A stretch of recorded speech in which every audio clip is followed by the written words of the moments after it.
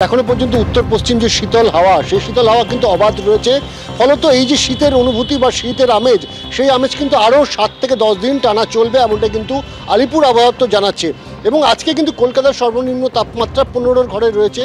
এবং যদি তুমি গতকাল দেখো, তাহলে কিন্তু রাজ্যের ক্ষেত্রে পশ্চিমাঞ্চল এবং দক্ষিণবঙ্গ মিলিয়ে কিন্তু শ্রীনিকেতন বীরভূমে সেখানে কিন্তু 9.8 ছিল, অর্থাৎ 10-এর নিচে নেমে গিয়েছে। অন্যদিকে দার্জিলিংয়ের তাপমাত্রা 5-এর কম।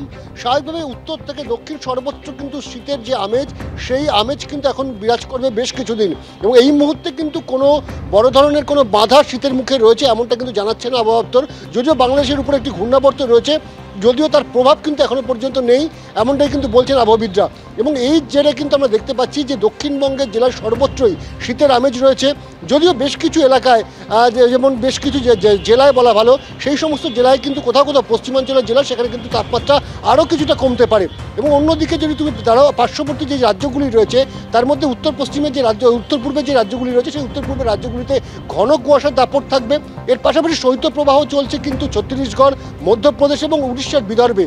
স্বাভাবিকভাবে বুঝতেই পারছো যে গোটা ভারতেই কিন্তু এই যে ভারতে কিন্তু একটা শীতের কিন্তু আমেজ রয়েছে এবং কোথাও কোথাও শৈত্যপ্রবাহ চলছে।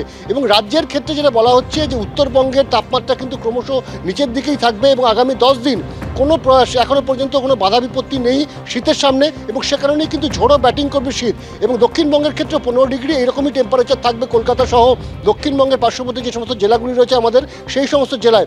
এবং এই জায়গায় দাঁড়িয়ে কিন্তু আবহাওয়াবিদরা আশাবাদী যে এখন কিন্তু বাঙালি পুরোদমে কিন্তু এই শীতের আমেজ সেটা কিন্তু সে উপভোগ করতে পারবে।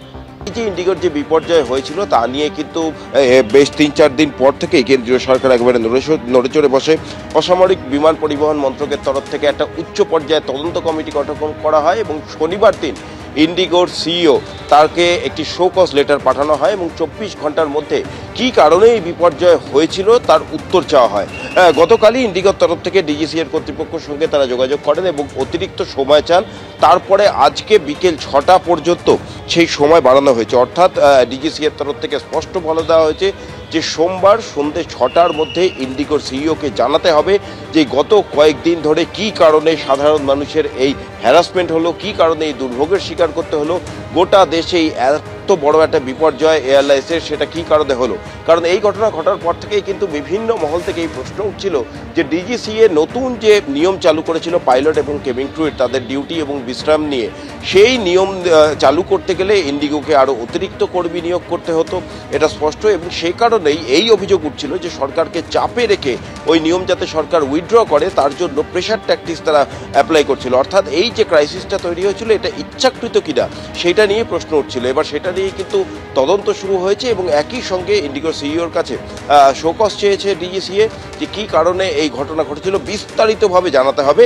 যদি তা না হয় তাহলে কিন্তু তারা আইনি পদক্ষেপের দিকে এগোবে। অর্থাৎ বোঝাই যাচ্ছে কেন্দ্রীয় সরকার বিষয়টাকে একেবারেই হালকাভাবে নিচ্ছে না। কারণ 3-4 দিন ধরে সাধারণ মানুষ যেভাবে হয়রানির শিকার হয়েছে, শুধু কলকাতায় নয় বিভিন্ন বিমানবন্দরে রাতের পর রাত কাটাতে হয়েছে। এবিপি আনন্দ, এগিয়ে থাকে, এগিয়ে রাখে।